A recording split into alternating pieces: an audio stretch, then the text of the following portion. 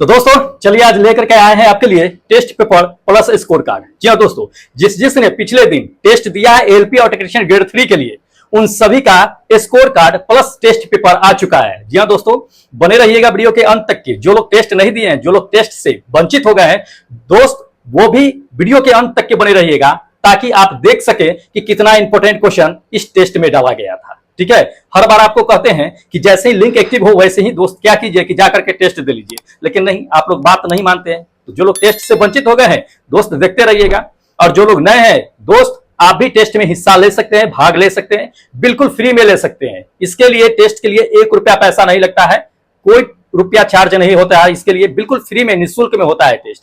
ठीक है, कैसे टेस्ट में भाग लेना है वो आपको हम बताएंगे स्कोर कार्ड देखने से पहले और टेस्ट पेपर देखने के बाद। इसलिए टेस्ट पेपर तक के बने रहिएगा ताकि आप जान सके कि कैसे टेस्ट में हिस्सा लिया जाता है, कैसे भाग लिया जाता है निःशुल्क में। ठीक है, तो चलिए क्या करते हैं, सबसे पहले टेस्ट पेपर देख लेते हैं। ठीक है, देखिएगा, ये टेस्ट पेपर का पहला क्वेश्चन है। क्या कहा जा रहा है इसमें? कृतकनाशी या रोडेंटनाशी के रूप में इसमें से किसका इस्तेमाल किया जाता है, किसका प्रयोग किया जाता है? पहला ऑप्शन देख लीजिए। पहला नंबर ऑप्शन में क्या कहा जा रहा है आपको कि जिंक कार्बोनेट, क्या इसका इस्तेमाल करते हैं? या दूसरा नंबर दे दिया है जिंक क्लोराइड, या तीसरा नंबर आपको दे दिया है इसमें कि जिंक सल्फाइड, या चौथा नंबर दे दिया है जिंक फॉस्फाइड। दोस्त, किसका उपयोग कृतकनाशी या रोडेंटनाशी के रूप में इस्तेमाल करते हैं? ध्यान रखिएगा, आपका करेक्ट आंसर जो होगा ये 4th नंबर है। जिसने 4th नंबर ऑप्शन में मारा है बिल्कुल करेक्ट है। ठीक है, जिंक फॉस्फाइड होगा। ध्यान रखिए, जिंक फॉस्फाइड क्या होता है कि कृतकनाशी के रूप में इस्तेमाल किया जाता है। जब इसको हम ग्रहण करते हैं तो ये हमारे पेट में जाकर के, शरीर में जाकर के फॉस्फीन गैस का निर्माण करता है। फॉस्फीन गैस में मतलब बदल जाता है, और ये फॉस्फीन गैस क्या करता है कि हमारे यकृत और फेफड़ों तक के जाकर के पहुंचता है। फिर वहां पे ये क्या करता है कि कृतकनाशी का के रूप में इस्तेमाल होना शुरू हो जाता है। ठीक है, तो इसको ध्यान रखिएगा, ये इंपॉर्टेंट क्वेश्चन है। ठीक है, चलिए सेकेंड नंबर क्वेश्चन दिखाते हैं आपको। दोस्त, ये है सेकेंड नंबर टेस्ट का। क्या कहा जा रहा है इसमें कि निम्नलिखित में से किसके उत्सर्जन से संभारिक उत्पन्न होता है? जी हाँ, इसमें से कौन जो है उत्सर्जन होता है जिसमें क्या उत्पन्न होता है? संभारिक। पहला ऑप्शन देख लीजिए, कहता है कि अल्फा किरण, दूसरा नंबर दे दिया है बीटा किरण, तीसरा नंबर आपको दे दिया है गामा किरण, और चौथा दे दिया है एक्स किरण। दोस्त, किसके उत्पन्न से संभारिक उत्पन्न होता है? ध्यान रखिएगा, आपको हम करेक्ट आंसर बताते हैं। ये सेकेंड नंबर मेरा ऑप्शन करेक्ट होगा। क्या? बीटा किरण। बीटा किरण के उत्पन्न होने से ही क्या होता है कि संभारिक उत्पन्न होता है। संभारिक का मतलब तो आपको पता ही होगा कि संभारिक किसे कहते हैं। दोस्त, संभारिक उसे कहते हैं जिसमें द्रव्यमान की संख्या क्या होता है कि बिल्कुल समान होती है। मतलब वैसे तत्व जिसमें द्रव्यमान की संख्या समान हो और परमाणु संख्या क्या हो कि अलग अलग हो, मतलब भिन्न भिन्न हो, तो उसे हम संभारिक कहते हैं। और वही क्या करता है कि उत्पन्न करता है ये बीटा किरण। तो ध्यान रखिएगा, इंपॉर्टेंट है। ठीक है, ये सभी क्या है दोस्त, टेस्ट पेपर का ही क्वेश्चन है। चलिए अगला देख लीजिए। अगला नंबर, तीसरा नंबर क्या कहा जा रहा है इसमें कि कहां काम करने वाले व्यक्तियों को ब्लैक लंग्स हो, मतलब रोग हो जाता है। ब्लैक लंग्स रोग कहां पे काम करने वाले लोगों को?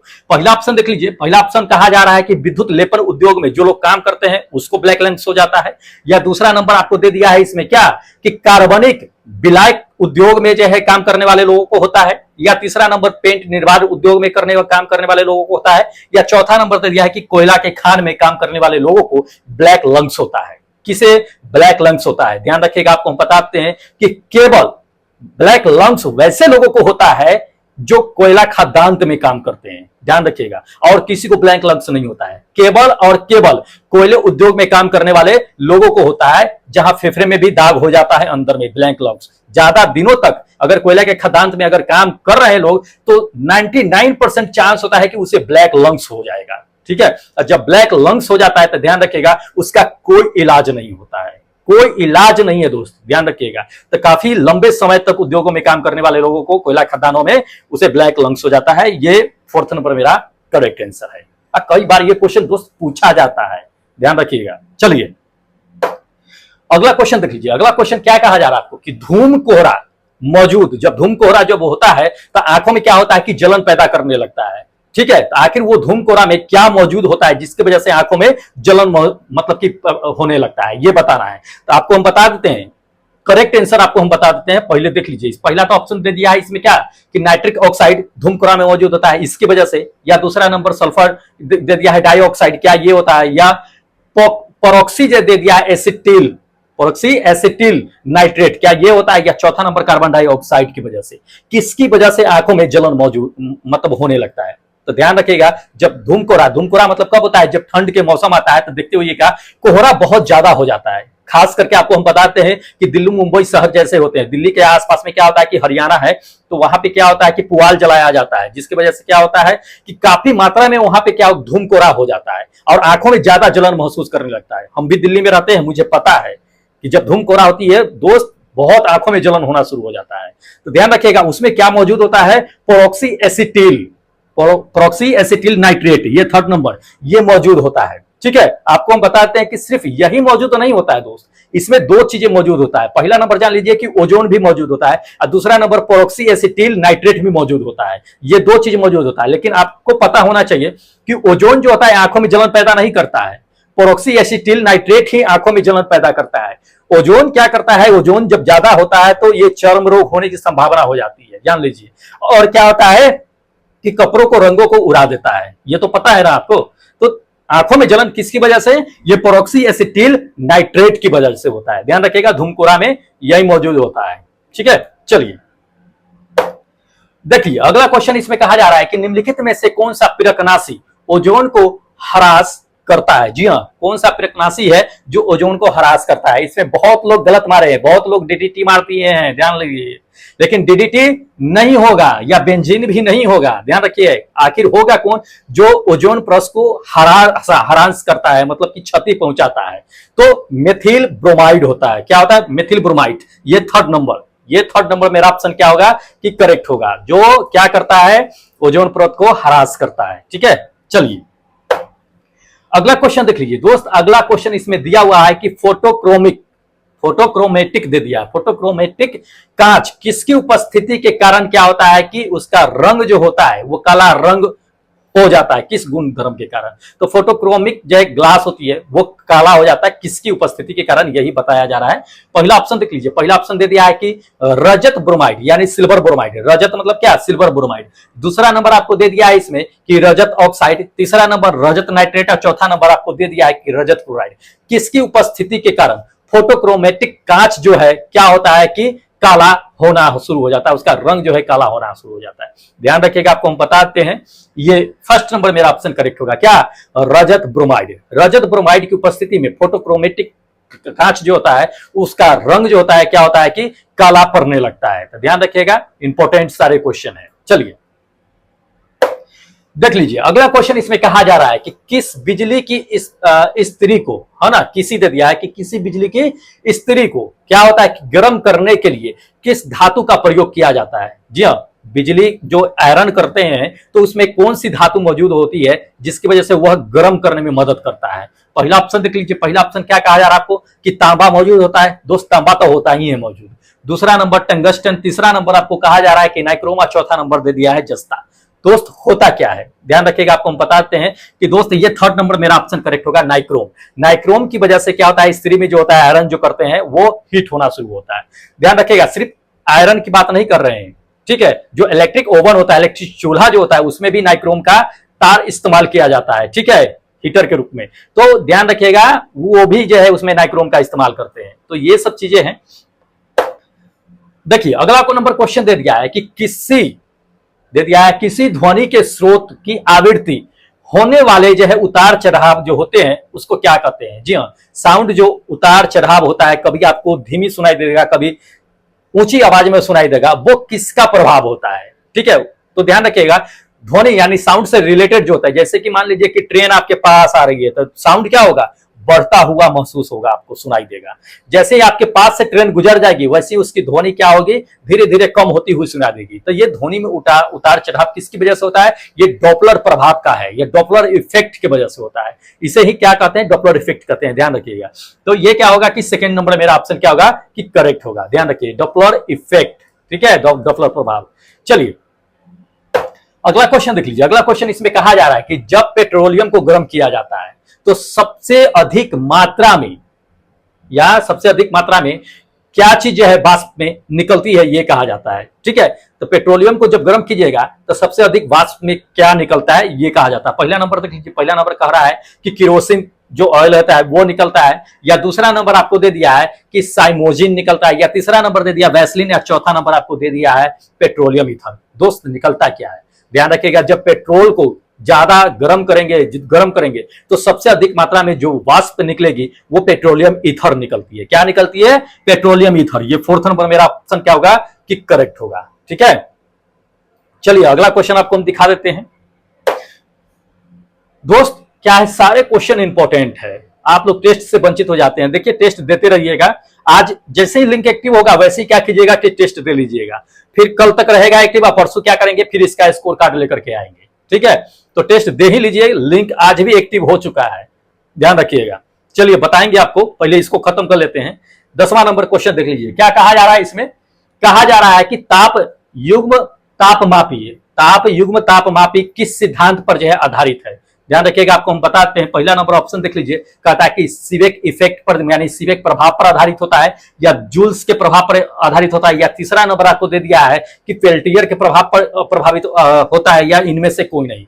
दोस्त किस सिद्धांत पर आधारित होता है आपको हम बता देते हैं दोस्त कि ताप युग्म कहने का क्या मतलब है कि होता है इसमें, जान लीजिए कि धातु के दो जोड़े होते हैं जिसका आपस में कनेक्शन होता है। धातु के दो जोड़े होते हैं जिसका आपस में क्या होता है? कनेक्शन होता है। तब उसमें क्या होता है?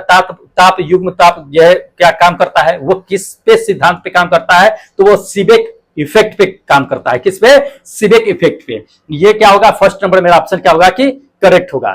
ठीक है, तो ध्यान रखना है दोस्त, पूछा जाता है। चलिए अगला क्वेश्चन देख लीजिए। अगला क्वेश्चन कहा जा रहा है कि ट्रांजिस्टर कहता है कि ट्रांजिस्टर संविचरण किस वस्तु का प्रयोग किया जाता है। मतलब जान लीजिए ना कि ट्रांजिस्टर को बनाने में किसका इस्तेमाल करते हैं, किस मटेरियल का इस्तेमाल होता है, ये जान लीजिए।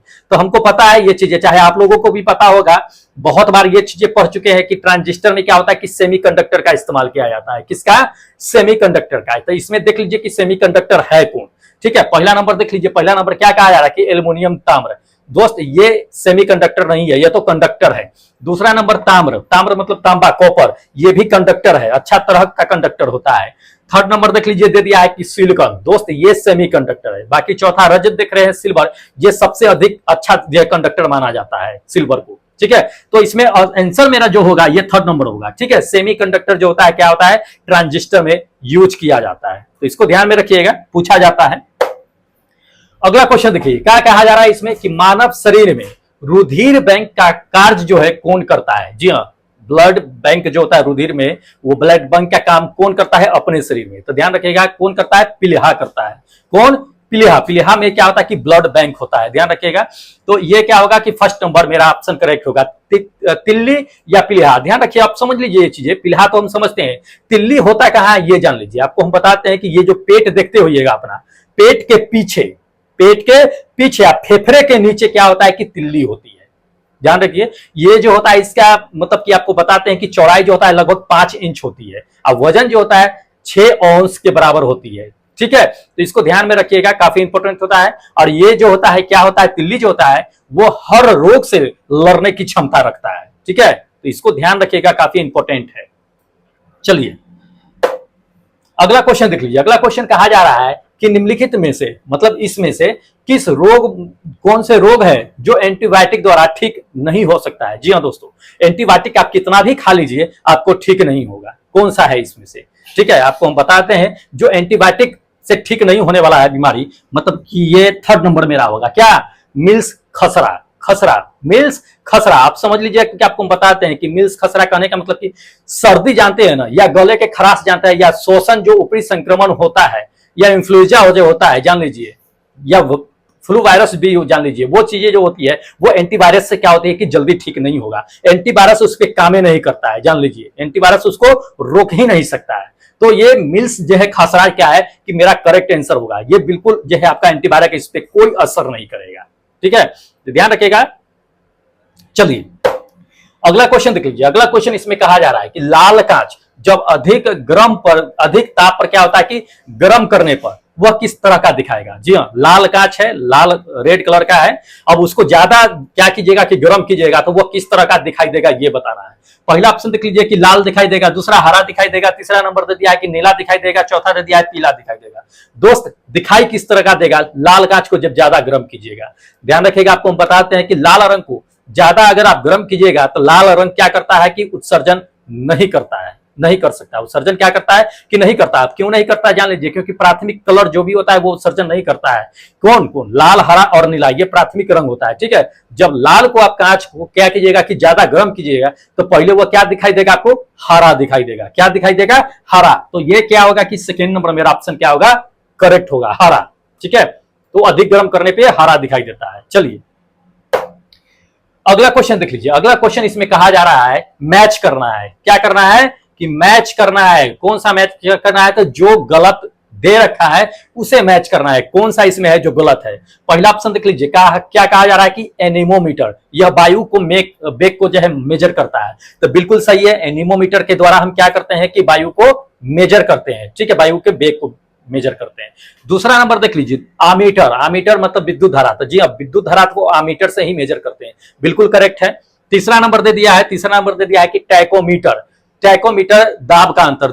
तो दोस्त दाब के अंतर को टैकोमीटर से हम मेजर नहीं करते हैं। टैकोमीटर से क्या होता है कि व्हील जो पहिया नचता है तो उसका हम जो है मेजर करते हैं। ठीक है, कि कितना नचा है, कितना दूरी तय किया है टैकोमीटर से। तो ये थर्ड नंबर मेरा ऑप्शन करेक्ट होगा। चलिए अगला क्वेश्चन देख लीजिए। अगला क्वेश्चन कहा जा रहा है कि एक प्रकाश वर्ष कितनी दूरी होती है। एक प्रकाश वर्ष बराबर क्या होता है कि कितना दूरी होता है। ध्यान रखिएगा, इसमें कौन सा आंसर होगा। पहला देख लीजिए, पहला दे दिया है इसमें 9.43 into 10 to the power 8 kilometre.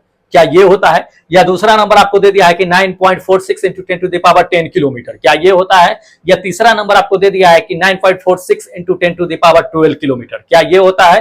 तो जी हाँ, यही होता है। थर्ड नंबर ऑप्शन करेक्ट होगा, 9.46 इंटू 10 टू द पावर 12 यानी कि 12 पावर में क्या 12 किलोमीटर। इसी को अगर मीटर में कन्वर्ट कीजिएगा तो मीटर में क्या हो जाएगा कि 1000 से क्या कीजिएगा, इसमें जो है आप जो है गुना कर दीजिएगा तो ये मीटर में कन्वर्ट हो जाएगा। तो 3 पावर बढ़ जाएगा तब 15 हो जाएगा। 9.46 into 10 to the power 15 metre हो जाएगा। ध्यान रखिए, मीटर में भी दे सकता है और किलोमीटर में भी दे सकता है, तो किसी में भी दे सकता है। वैसे दूरी मापने की जो सबसे बड़ी इकाई होती है वो पारसेक होती है। ध्यान रखिएगा, क्या होती है, पारसेक। एक पारसेक बराबर कितना प्रकाश वर्ष बराबर होता है पता है ना आपको, 3.25 होता है। ध्यान रखिएगा, पारसेक प्रकाश वर्ष। तो इसको ध्यान रखिएगा, काफी इंपॉर्टेंट है, पूछे भी जाते हैं। चलिए अगला क्वेश्चन देख लीजिए। अगला क्वेश्चन कहा जा रहा है कि मायोग्लोबिन निम्नलिखित में से कौन सी धातु है। जी मायोग्लोबिन में कौन सी धातु मौजूद होती है ये बताना है। काफी इंपॉर्टेंट है, बहुत लोगों ने इसमें गलत किया है, बहुत लोगों ने गलत मारा है। ध्यान रखिए, आपको हम बताते हैं कि मायोग्लोबिन में कौन सी धातु होती है। पहला तो दे दिया देख लीजिए, कहता है कि तांबा। दूसरा नंबर आपको कहता है चांदी। तीसरा नंबर दे दिया है सोना। चौथा नंबर दे दिया है आपको लोहा। दोस्त मायोग्लोबिन में होता क्या है आपको हम बताते हैं कि मायोग्लोबिन में जो होता है दोस्त ये लोहा होता है। ठीक है, क्या होता है, लोहा होता है। अब समझ लीजिए मायोग्लोबिन के बारे में जरा सा। अपने शरीर में क्या होता है कि लगभग 70% क्या होता है कि ये आयरन जो होता है वो रक्त में मौजूद होता है। 70% आयरन कहां होता है मौजूद में, रक्त में मौजूद होता है, जिसको हम लोग क्या कहते हैं, हीमोग्लोबिन के नाम से जानते हैं ना। अब बच गया कितना, 30% बच गया। 30% आखिर कहीं ना कहीं तो मौजूद होगा ही ना। तो वो 30% होता कहां है, ध्यान रखिएगा, आपको बताते हैं कि वो 30% जो होता है दोस्त वो मांसपेशियों में मौजूद होता है। किसमें मौजूद होता है, मांसपेशी के जो कोशिका होती है उसमें मौजूद होती है। और उसी 30% को मायोग्लोबिन के नाम से जानते हैं। जान लीजिए इस चीज को, काफी इंपॉर्टेंट है और पूछा जाता है ये क्वेश्चन है। अब बहुत लोगों ने गलती कर दिया, तांबा मार दिया है। ठीक है, चलिए अगला क्वेश्चन देख लीजिए। अगला क्वेश्चन इसमें दे दिया है कि एक सामान्य प्रौढ़ व्यक्ति के रक्तदाब कितना होता है, ब्लड प्रेशर जो होता है वो कितना होता है। ठीक है, तो एक सामान्य प्रौढ़ का ये या सामान्य हेल्दी आदमी होता है उसका कितना होता है, तो 120 बटे कितना होता है, 80 होता है। मतलब 120 बटे 80 होता है। तो ये फर्स्ट नंबर मेरा ऑप्शन क्या होगा कि करेक्ट होगा। प्रौढ़ रहे या हेल्दी व्यक्ति रहे, ठीक है, स्वस्थ व्यक्ति रहे, वो सभी का 120 बटे 80 होता है ब्लड प्रेशर। चलिए अगला क्वेश्चन देख लीजिए। अगला क्वेश्चन इसमें कहा जा रहा है आपको कि न्यूक्लियन सामान्य नाम किसके लिए है? जी हाँ, न्यूक्लियन सामान्य नाम किसके लिए है? आपको हम बताते हैं न्यूक्लियन मतलब क्या, न्यूक्लियर, न्यूक्लियर कहते हैं। न्यूक्लियर मतलब कि नाभिक होता है। तो नाभिक में क्या क्या चीज मौजूद होता है ये तो जान लीजिए। इलेक्ट्रॉन क्या होता है कि नाभिक के चारों ओर चक्कर लगाते रहता है। तो नाभिक के केंद्र में मौजूद कौन सा होता है? प्रोटॉन और न्यूट्रॉन होता है। क्या होता है? प्रोटॉन और न्यूट्रॉन होता है। तो प्रोटॉन और न्यूट्रॉन के लिए न्यूक्लियस नाम दिया गया है। ठीक है, न्यूक्लियन कहिए। तो ये सेकेंड नंबर मेरा ऑप्शन क्या होगा कि बिल्कुल करेक्ट होगा। ठीक है, चलिए लास्ट क्वेश्चन आपको दिखाते हैं टेस्ट का। दोस्त ये टेस्ट पेपर का क्या है कि लास्ट क्वेश्चन है। क्या कहा जा रहा है कि जब कोई पिंड क्या कहता है तब तक विराम अवस्था में ही बना रहना चाहता है या बना हुआ रहेगा जब तक क्या होगा कि उस पर कोई बाहरी बल कार्य न करे। ये किसका स्टेटमेंट है? ध्यान दीजिए। तो ध्यान रखिएगा, ये जो स्टेटमेंट है ये न्यूटन साहब का स्टेटमेंट है। किसका स्टेटमेंट है? न्यूटन साहब का। ये फर्स्ट नंबर मेरा ऑप्शन क्या होगा कि करेक्ट होगा। इसी को हम जड़त्व के नाम से जानते हैं। जान लीजिए, इसी को क्या कहते हैं? जड़त्व के नाम से जानते हैं। तो काफी इंपोर्टेंट है दोस्त। इसी तरह से चलिए आपको हम बता देते हैं कि जो लोग नए हैं उनको मैं बता देता हूं कि दोस्त आप टेस्ट कहां से दे सकते हैं और कैसे दे सकते हैं। बिल्कुल निःशुल्क टेस्ट होता है। 5 मिनट का टेस्ट होता है। 20 क्वेश्चन होता है। 20 क्वेश्चन को 5 मिनट में सॉल्व करना होता है। ठीक है, किसके लिए होता है ये भी जान लीजिए। एएलपी और टेक्नीशियन ग्रेड 3 के लिए स्पेशल होता है। ठीक है, कहां से देना है टेस्ट, किस तरह से देना है दोस्त, इसका लिंक प्रोवाइड कराया जाता है। एवरी मतलब प्रत्येक 24 घंटे के बाद एक नया लिंक एक्टिव होता है। ठीक है, जैसे कि आज एक्टिव हो जाएगा लिंक, फिर 24 घंटे के बाद जो है लिंक को एक्टिव किया जाएगा। कहां किया जाएगा? तो दोस्त डिस्क्रिप्शन बॉक्स में दिया हुआ है। ठीक है, कहां दिया हुआ है? डिस्क्रिप्शन बॉक्स खोलिएगा, उसमें आपको टेस्ट का लिंक मिल जाएगा। बहुत सारा लिंक है। ठीक है, अगर पीडीएफ चाहिए इस सब का तो पीडीएफ के लिए भी लिंक दिया हुआ है। टेलीग्राम से ज्वाइन हो जाइएगा, वहां पे आपको पीडीएफ ऐसे भेज दिया जाता है। और जो क्लास चलती है साइंस का, एलपी और टेक्नीशियन के लिए दोस्त, उन सब का अगर पीडीएफ लेना चाहते हैं या वीडियो देखना चाहते हैं प्रीवियस, तो वो सबका प्लेलिस्ट बना हुआ है। प्लस आपका टेलीग्राम का लिंक दिया हुआ है। तो टेलीग्राम से अगर ज्वाइन हो जाइएगा तो पिछला जो भी क्लास है उस सबका आप पीडीएफ ले लीजिएगा। या अगर वीडियो देखना चाहते हैं तो प्लेलिस्ट डाला हुआ है। फिजिक्स का प्लेलिस्ट है, केमिस्ट्री का है, बायोलॉजी का है, एनसीईआरटी एग्जाम्पलर जो चल रहा है अभी उसका भी आपका प्लेलिस्ट मिल जाएगा। और प्लस क्या हो रहा है कि पीडीएफ भी प्रोवाइड हो रहा है। तो सारा जो है आपको कहां मिलेगा? उसी डिस्क्रिप्शन बॉक्स में मिलेगा। जाकर के एक बार क्या कीजिए कि डिस्क्रिप्शन बॉक्स जाकर के चेकआउट कीजिए, वहां पे मिल जाएगा आपको। ठीक है, अब चलिए आपको हम क्या करते हैं कि स्कोर कार्ड दिखा देते हैं। देख लेते हैं कि आज सबसे नंबर 1 पे कौन है, किसने सबसे ज्यादा नंबर हासिल किया है। ठीक है, तो बने रहिए, देखते रहिए। चलिए बताते हैं आपको। यह है स्कोर कार्ड और देखिए नंबर 1 पे कौन बने हुए हैं दोस्त। हर बार की तरह आज भी कौन है कि संजय कुमार यादव, जो प्रयागराज से है दोस्त। हर बार लगातार ये क्या है कि फर्स्ट नंबर पे रैंक पे आते हैं। तो आज भी क्या है कि फर्स्ट नंबर रैंक लेकर के आए हैं। 90% इन्होंने क्या किया है कि 20 में 18 सही किया है, देख लीजिए इसमें। उसके बाद सेकेंड नंबर पे जो हासिल किए हैं नंबर आपको बताते हैं कि इसराफिल अली है। दोस्त आप हो कहां से ये लोकेशन मेंशन जरूर किया कीजिए अगर नेक्स्ट टाइम से आप टेस्ट अटेम्प्ट करते हैं तो। ठीक है, 85% यानी 17 नंबर लेकर के आए हैं 20 में। देख लीजिएगा 20 में 17 नंबर लेने वाले 2 है। एक तो आपके सामने है ये इसराफिल साहब, और दूसरा नंबर आपको क्या है कि रघुनाथ, जो कनौज से है, हमेशा टेस्ट देते रहते हैं। ये है तीसरा नंबर। चलिए आपको दिखा देते हैं 80%। 80% में बहुत सारे लोग हैं, 4-5 लोग हैं। चलिए इनको दिखा देते हैं। अरविंद कुमार, अरविंद भाई हो कहां से प्लीज लोकेशन मेंशन कीजिए। गौरव बांका से है, 80% लेकर के हैं। मुकेश 100 जो वेस्ट बंगाल से है, ये भी 80% लेकर के आए। उसके बाद जब आपको बताते हैं कि नवीन कुमार जो गया से है, ये भी क्या है कि 80% लेकर के आए। उसके बाद रेहान जो पूर्णिया से है, ये क्या है कि 75% नंबर लेकर के आए। ठीक है, रेहान भी लगातार टेस्ट देते रहते हैं। चलिए देखिएगा, उसके बाद आपको हम बताते हैं कि 75% में जो है रेहान तो पहला नंबर पे है ही। उसके बाद 75% में दूसरा नंबर बता देते हैं कि पवन कुमार जो कहां से है, आपका भागलपुर से है, 75% लेकर के आए हैं। उसके बाद केसरी जी है जो कहां से है, भभुआ से है, 75% लेकर के आए हैं। उसके बाद यह है आपको कार्तिक कुमार जो कहां से, ये कार्तिक कुमार आप हो कहां से, ये लोकेशन मेंशन नहीं किए, ये गलत है। उसको 75% लेकर के आए हैं। चलिए उसके बाद आपको बताते हैं कि राजेश कुमार कहां से है, झारखंड से है, ये 75% लेकर के आए हैं। उसके बाद यह है दिनेश यादव, ये 75% लेकर के आए हैं। उसके बाद गुड्डू यादव, ये भी क्या है कि सारण बिहार से है, 75% लेकर के आए हैं। उसके बाद चलिए आपको हम बता देते हैं कि 70% कौन कौन लेकर के आए हैं। ठीक है, देखिएगा इधर जो है 70% है, और ये 70% में सबसे नंबर पहले पे है शिशुप्रिया जो सहरसा बिहार से है, 70% लेकर के आई है। उसके बाद जो है आशीष कुमार जो कहां से है, मिर्जापुर से 70% लेकर के आए हैं। उसके बाद बम बम जी कहां से है, लखीसराय बिहार से 70% है। अंकित रसूलपुर है, ये लखीसराय से है, ये क्या है कि बिहार में ही है, 70% लेकर के आए हैं। उसके बाद आपको बताते हैं कि पवन जो भागलपुर से, देखिए पवन एक बार यहां दे दिए, एक जस्ट ऊपर भी गया था, तो इसने 2 बार दिया है। अगर एक्चुअल दिखा जाए तो इसका यही 70% ही है। गलत है दोस्त, एक ही बार टेस्ट दो, अच्छा रहेगा, ठीक है।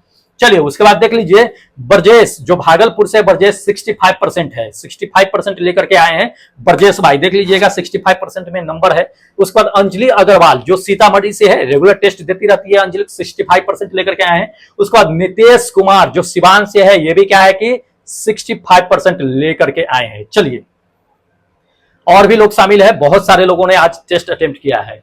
दे दिया है धीरेश चंद्रा जो सोनभद्रा से, ये भी लगातार टेस्ट देते हैं, 65% में है।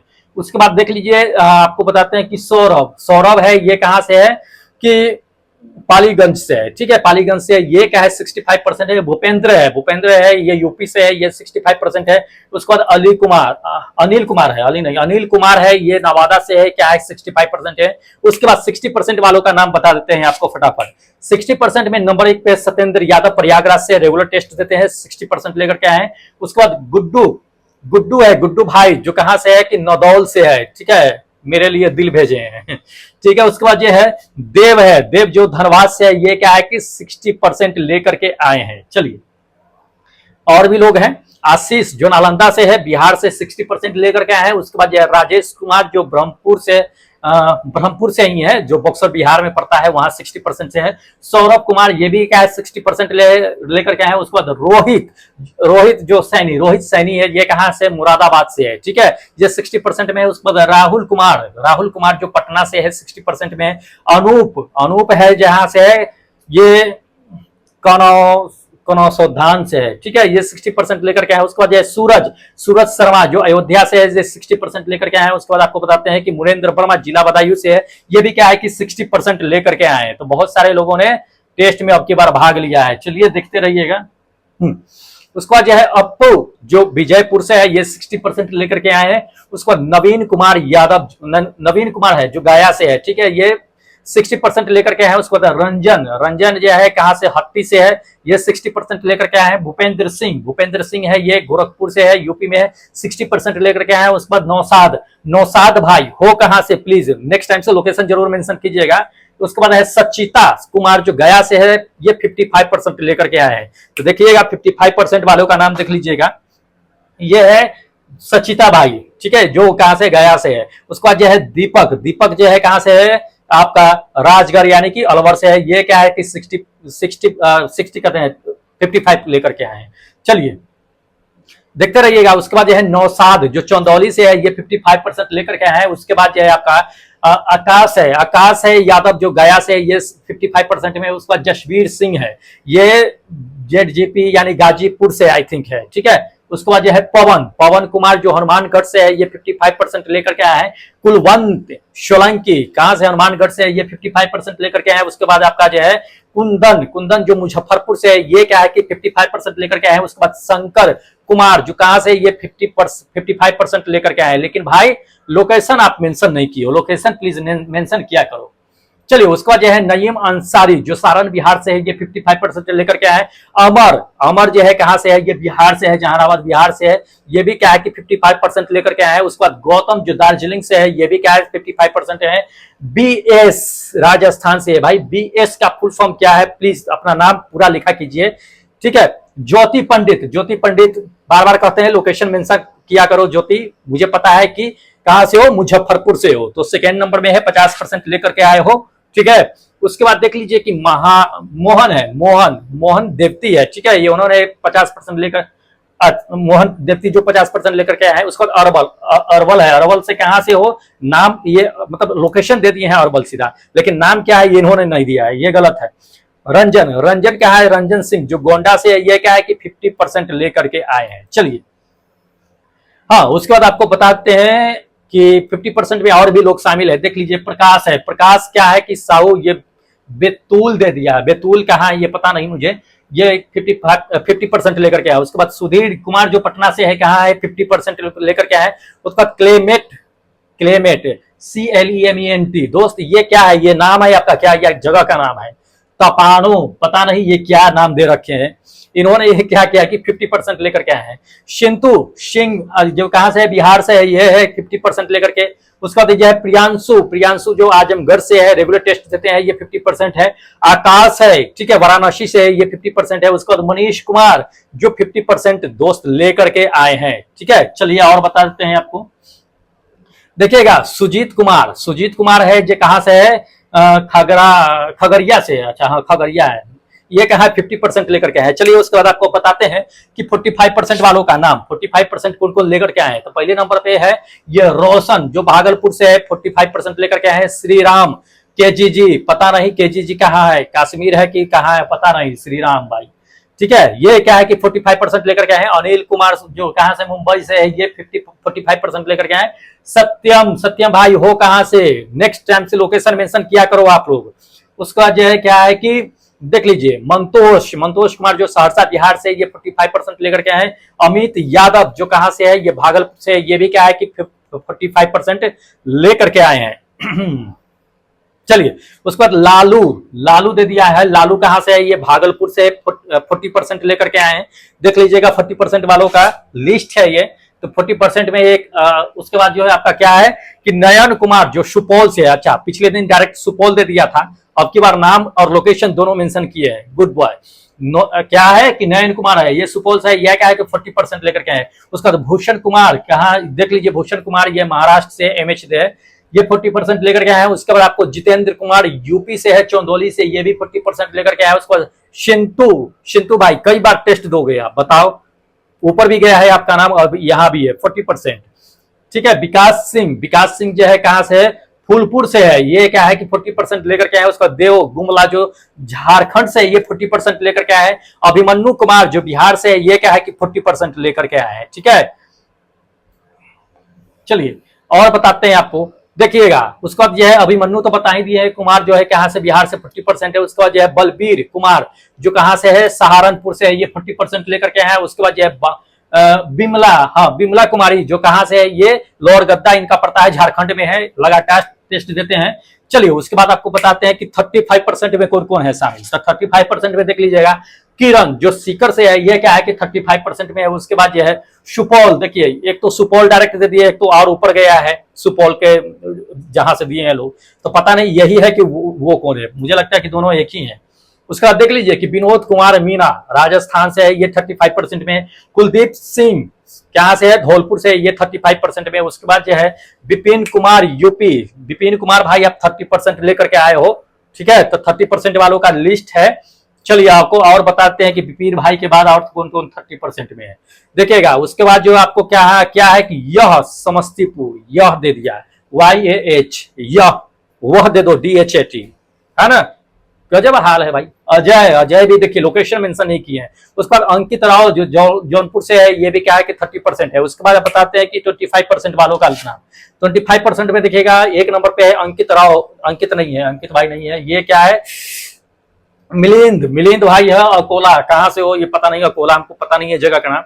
विष्णु कुमार जो प्रयागराज से है, ये 25% है। उसके बाद संजय कुमार मालदा जो कोटा से है, ये 20% लेकर के आए हैं, ठीक है, कितना 20%। उसके बाद सचिता कुमार जो गया से, देखिए सचिता जो है एक ऊपर भी गया था, ठीक है, तो इन्होंने ही पहले दे दिया है, यहाँ पे फिर दोबारा इन्होंने दिया है, गलत है दोस्त। चलिए उसके बाद देख लीजिए बिरांची ओडिशा से है, ठीक है, 20% लेकर के आए हैं। उसके बाद आपका अतुल यूपी से है, 20% लेकर के हैं। राजा, राजा जो है कहां से है, महाराष्ट्र से, 20% में है। उसके बाद आपको बताते हैं कि सुभाष, सीधा सुभाष दे दिया है, नाम नहीं दिया है। उसके बाद क्लाइमेट, देखिए क्लाइमेट क्या दे दिया है ये पता नहीं, 0 नंबर लेकर के है। तो दोस्त इतने सारे लोगों ने क्या किया है, 100 से प्लस लोगों ने क्या किया है, ऑल इंडिया से टेस्ट दिया है। तो दोस्त आप भी टेस्ट दे लीजिए, लिंक एक्टिव हो चुका है, बता दिए हैं कि टेस्ट कैसे देना है कैसे नहीं देना है, देरी मत कीजिए, ठीक है। और चैनल अगर सब्सक्राइब नहीं किए तो दोस्त चैनल सब्सक्राइब कर लीजिए, क्योंकि आपके लिए काफी बेनिफिट होने वाला है और होते रहेगा, ध्यान रखिएगा, ठीक है। एलपी और टेक्नीशियन ग्रेड 3 जो लोग तैयारी करते हैं, चैनल सब्सक्राइब कर लीजिए और दोस्तों में अपना क्या कीजिए कि शेयर कर दीजिए। चलिए हमें इजाजत दीजिए, फिर मिलते हैं एक नए वीडियो के साथ, एक नए सेट के साथ। तब तक जय हिंद दोस्तों।